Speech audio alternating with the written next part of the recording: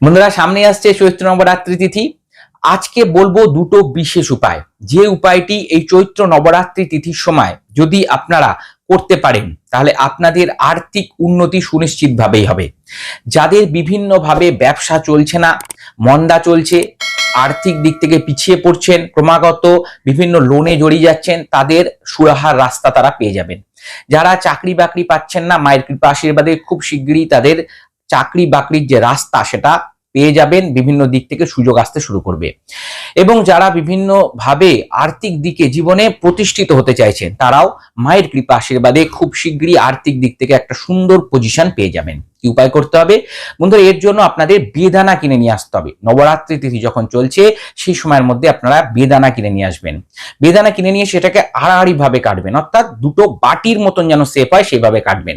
এবং খুব সাবধানে তার ভেতর থেকে যে বীজগুলো আছে, বেদানার যে দানাগুলো আছে সেগুলো নিয়ে নেবেন, বার করে নেবেন এবং মাকে সেই দানাগুলো নিবেদন করবেন। পরবর্তী সময় বাড়ির লোক সেটাকে প্রসাদ হিসাবে, ভোগ হিসাবে সেটাকে নিবেদন করার পরে প্রসাদ হিসাবে সেটা গ্রহণ করবেন।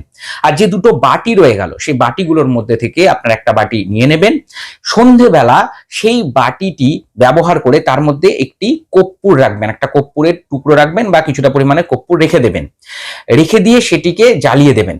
জ্বালিয়ে দিয়ে সেই বাটিটি হাতে নিয়ে, বেদানার সেই বাটিটি হাতে নিয়ে কর্পূর জ্বালিয়ে মাকে সন্ধ্যেবেলা করে আরতি দেখান। প্রত্যেক দিন বাড়িতেই আপনারা মাকে আরতি করতে থাকুন। নবরাত্রি তিথি চলছে যখন প্রত্যেক দিন করতে পারলে ভালো, নাহলে যত বেশি দিন সম্ভব করবেন এবং আপনাদের মনস্কামনা মাকে জানাবেন। খুব শীঘ্রই সেই মনস্কামনা পূরণ হবে এবং আর্থিক দিক থেকে আপনারা সুনিশ্চিতভাবে উন্নতি করতে শুরু করবেন। দ্বিতীয় যে উপায়টি আছে তার জন্য আপনারা বাজার থেকে একটা নতুন সিঁদুরের কৌটো কিনে নিয়ে আসুন, গুঁড়ো সিঁদুর কিনে নিয়ে আসবেন। তার মধ্যে যে কোনো অর্থমূল্যের একটা কয়েন ওর মধ্যে রেখে দিন। একটা টাকা রাখতে পারেন, কাঁচা টাকা রাখতে পারেন, একটা 1 টাকার কয়েন, 2 টাকার কয়েন, একটা কয়েন রেখে দেবেন।